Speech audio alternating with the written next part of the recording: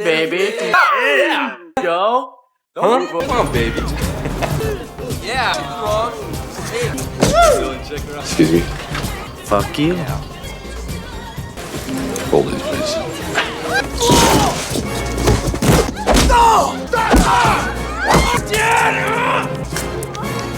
I hate knives. His name was Ray Quick, a former veteran who once served as a CIA explosives expert. Now he lived quietly and worked as a freelancer. His current lifestyle began after a serious accident many years earlier. In 1984, Captain Ray Quick and Colonel Ned Trent were sent on a dangerous assassination mission in South America. Their target was a powerful drug lord, and the mission required absolute precision. They planned to destroy a bridge. Ray, who was careful and meticulous, set the explosives under the bridge. Trent, impatient and reckless, handled the timer and prepared to trigger the blast. The countdown started. When the target vehicle entered the kill zone, Ray looked through his binoculars and froze. A young girl was sitting beside the drug lord, clearly innocent. This was a major intelligence mistake. Panicking, Ray called to abort the mission, but Trent refused. Cold and determined, Trent chose to finish the mission, ignoring the child in the car. Ray couldn't stop anything. He was only an observer in a mission that was already underway. The bomb had no self-destruct option, so it couldn't be shut down. A huge explosion ripped through the bridge. A moment before it happened, he saw the young girl's eyes inside the car. A massive fireball burst out, destroying everything around it. Ray couldn't stop it, so he jumped into the river and survived. The burning car fell in right after him, taking the innocent girl with it, lost in the flames. Soaked and exhausted, Ray climbed up the riverbank only to find Trent waiting with a gun pointed at him. The two men immediately got into a violent fight. During the struggle, Trent fired a shot and then kicked Ray hard, sending him to the ground, bloody and unmoving. As Trent started to walk away, Ray suddenly got back up and attacked, knocking him down and hitting him repeatedly. Later, Ray reported Trent to the CIA, accusing him of murder. The punishment came quickly. Trent was fired, and Ray, even though he won, left the agency filled with guilt and regret. Ray lost all trust in the agency. He left the intelligence world and vanished. 10 years later, in 1994, the two men were living completely different lives. Ray had become an explosives expert who secretly worked as an assassin using only bombs. He lived off the grid in a reinforced, abandoned warehouse by the river, cut off from everyone. Ray never let clients reach him directly. Meanwhile, Trent, disgraced and stripped of his position, had started over in Miami. One night, Ray's quiet life was disrupted when a woman called saying she wanted to kill 3 men and begged for his help. Ray instantly refused and told her to go to the police instead of choosing violence. The woman argued that the law was worthless because the judges had been bribed. She knew Ray could create precise explosions that avoided innocent people, and she had heard he was the best. Even so, Ray carefully turned her down and reminded her that he never met clients in person. As he walked home, a cat quietly followed him. When the bus arrived, Ray picked up the cat and took it with him. The next day, curious and cautious, he used the woman's contact information to run a trace. He followed her to a cemetery and learned the truth. She was the daughter of a couple who had been murdered by Thomas Leon and his 2 partners when she was a child. Her father hid her in a closet to keep her safe, but through the small gap in the door, she saw the whole murder. Her mother was tortured so her father would talk. From that night on, May remembered the faces of the 3 killers' images that never left her mind. May's life was driven by her need for revenge, and she was ready to act even if she had to do it alone. Ray saw that she was unstable and reckless, but he also knew nothing would stop her. In the end, he agreed to take the job, kill the 3 murderers. She told Ray that she had been living under a different name, Adrian Hastings. Meanwhile, at a party hosted by the Lyon family, Trent showed up in his new job as head of security for Joe Leon, a Cuban-American mafia boss. Among the guests was Thomas's son, Joe, who had been directly involved in killing May's father years earlier. Too small. Even with a new identity and job, Trent never let go of his desire for revenge. For 8 years, he stayed hidden in Miami, certain that Ray would one day return to his hometown, and he was right. Using the name Adrienne Hastings, May had managed to slip into Thomas Leon's inner circle. May used her beauty and icy attitude to quickly draw Thomas's attention.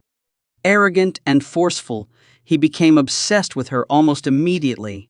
He walked up to her, talked to her, and asked her to dance, while May pretended to be interested, using it as a chance to move closer to her target. From afar, Trent watched it all in silence. Back home, Ray held the cat and struggled with whether to take the mission. He was still careful, but he felt pulled in by the woman's voice, full of sadness, longing, and quiet pain.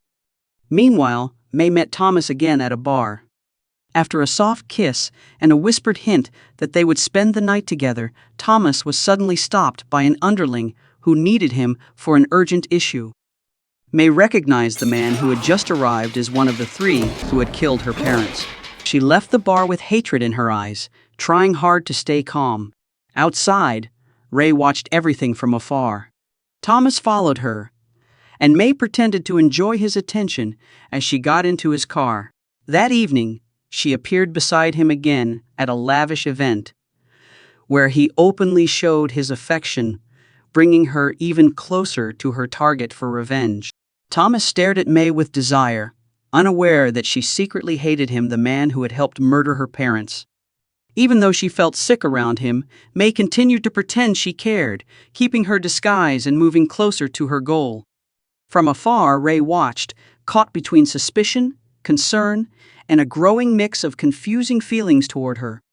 While watching her, Ray slowly realized he had fallen for this fragile but fiercely determined woman. That feeling became overwhelming when he saw Thomas assault May at a party, yanking up her dress to show control. Rage exploded inside Ray. Meanwhile, May went home filled with disgust, so much that she ripped off the dress she had worn and threw it away. May collapsed emotionally, wandering around her apartment in her underwear, shaking from stress and shame. In anger, Ray called her and gave her a harsh warning: stay away from the Leon family, cut all ties with Thomas, and if this was a trick, he would not forgive her.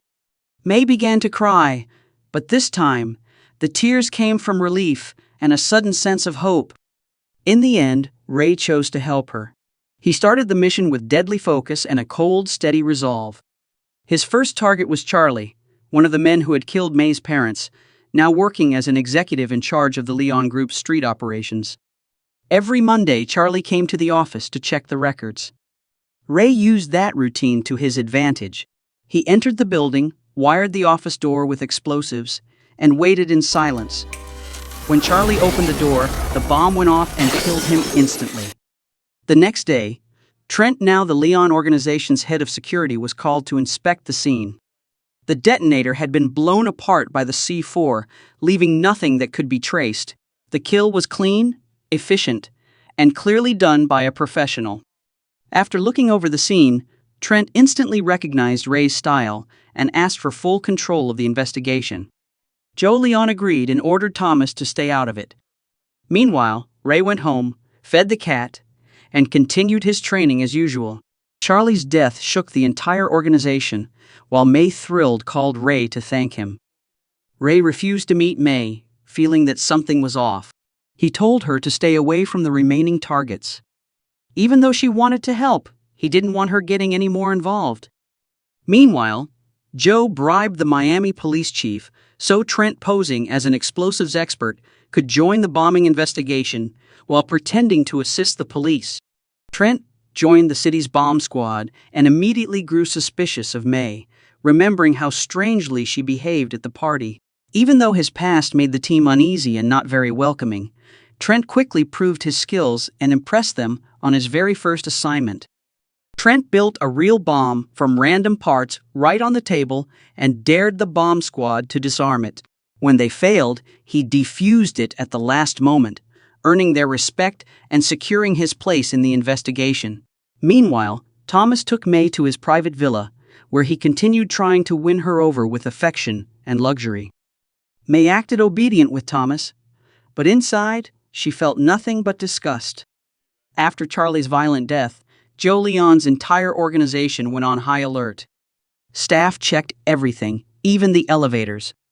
One of the three men who had killed May's parents 28 years ago, a heavyset man, became extremely paranoid, his eyes constantly darting around as he scanned every dark corner.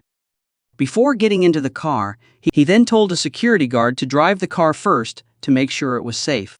But when he entered the building, he accidentally activated a small, hidden explosive. The blast was so strong that it threw his body nearly 15 feet into the air. After his two accomplices were killed, Trent was enraged. He barged into Thomas's villa, slapped May, and forced her to help lure Ray out of hiding. 3 lives for one that was his demand. He gave her a harsh ultimatum. If Ray wasn't found within 24 hours after the next killing, she would be tortured. May secretly agreed to work with Trent in exchange for protection and continued access to Thomas. In return, she promised to help him find Ray. But because Ray kept refusing to meet her, she found it difficult to draw him out. Trent warned that if May didn't set up a meeting with Ray before the third target died, she would face brutal torture. Just then, Thomas walked in. The two men exchanged a tense look, but stayed outwardly calm. If Joe didn't trust Trent so much, Thomas would have gotten rid of him already. Unaware of everything that had happened, Ray set a trap for the final target, Thomas, the third man involved in May's parents' murder. After studying Thomas's routine, Ray slipped into the hotel, replaced the tea with a bomb, and got ready to trigger it remotely. As the bomb went off, Ray tried to run to May, but the crowd stopped him. He couldn't reach her and had no choice but to slip away quietly. Meanwhile, Trent attended Thomas's funeral, where Joe cried in grief beside his son's coffin. Joe blamed Trent for Thomas's death, accusing him of failing to protect his son. Overwhelmed by anger and grief, Joe ordered Trent to track down the bomber. Ray believed May was dead. That night, he slipped into her apartment, took her necklace and a pair of socks as reminders of her, then vanished. At the same time, Trent learned that May was missing and began planning his next move. Refusing to be manipulated, he arranged a fake funeral under her name and leaked the story to the press, hoping it would force Ray to show himself. Ray returned to the building and found new messages on the bulletin board, sent by Adrian, the codename they used to communicate secretly. Feeling that something was wrong, he replied to one of them. That single reply led him straight into a trap set up by Trent and the bomb squad. By watching closely, Ray quickly understood that Trent was the one behind everything. Trent demanded to speak with Ray directly, and their conversation quickly turned into a heated argument. Ray! Ray! God! Son of a... I'll fucking kill you! He went to the funeral to say a last goodbye, but soon realized the body in the casket wasn't hers. Just as Ray was trying to make sense of everything, May walked into the church. Overwhelmed, he rushed to her and quickly checked to make sure she wasn't carrying a weapon. Then they left together and went to a hotel. Meanwhile, Ned and his team arrived at the funeral. Trent burst in, pointed a gun at the priest, and forced him to open the casket only to realize May was still alive. At the hotel, Ray learned that May had faked her death to escape Thomas's men. She managed it by placing her wallet in the bag of a terminally ill patient at the hospital. Once the truth came out, Trent mobilized both the criminal underworld and the police to track them down. Trent tracked the clues to the hotel. After showering, Ray realized May had vanished, leaving only a note admitting she couldn't be trusted. While on the run, May was caught by Trent and his men. With no other option, she pretended to cooperate with them. Trent had set everything up beforehand. He ordered his men to capture May and moved in to attack Ray. Knowing she would be killed once Ray was gone, May pretended she needed to step outside, grabbed a phone, and secretly warned Ray to escape at once. Ray thought May had betrayed him and became furious. He hung up the phone and quickly built a trap bomb from whatever materials he could find. Moments later, Trent and his men stormed the room. They moved carefully to avoid setting off any explosives. Don't touch anything! In the chaos, Ray slipped into the kitchen, cut the power, and fought several of Trent's men. Ray defeated the attackers with swift punches, strong kicks, and even tossed one into a boiling hot tub. Furious, Moughton ordered the whole hotel locked down to trap him. But Ray, an experienced explosives expert and former operative, broke through the perimeter and escaped with ease. When Ray vanished again, Trent, terrified of Joe's reaction, chose to hand May over. During the meeting, May pretended to comply and mentioned her parents' names, which suddenly triggered a lost memory and wound, the man who had executed them 28 years earlier under Joe's command. Realizing May was the daughter of the couple he had killed, Joe became furious and demanded to know why she had taken his son's life.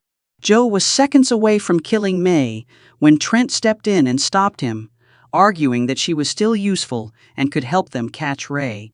Reluctantly, Joe agreed. With his approval, Trent contacted May right away and ordered her to reach out to Ray and lure him into a meeting. With no other option, May called Ray to save herself. He remained careful, but she convinced him the meeting was important. Trent monitored the call as Ray agreed to meet at a riverside restaurant. Just as Trent's team moved in, a huge blast tore through the scene. Amid the chaos, Ray and May escaped by boat and returned to his safe house. Trent studied the recording of Ray's call, using background sounds and traffic patterns to track his hideout. The next morning, he arrived with a full police force. Meanwhile, Ray, alert and determined, urged May to leave, warning her that her real enemy Joe was still alive. Joe Leon had ordered the murder of May's parents, and she was determined to avenge them. Ray urged her to let go of the past, but she remained determined to act. As they argued, police sirens wailed and the area was quickly surrounded. Trent and the police stormed in, but Ray triggered the self-destruct system, setting off traps that threw them into chaos and injured Trent's men. As Ray and May tried to escape through a secret passage, Trent, predicting their moves, detonated explosives that collapsed the walls and blocked their path. Trent revealed that May's cigarette case hid a bomb he had made. When Ray opened it, he found a deadly mercury device, highly sensitive to movement or changes in the environment. Save the innocent.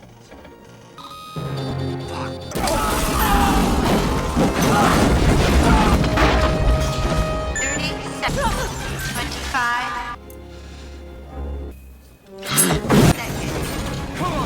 Come on!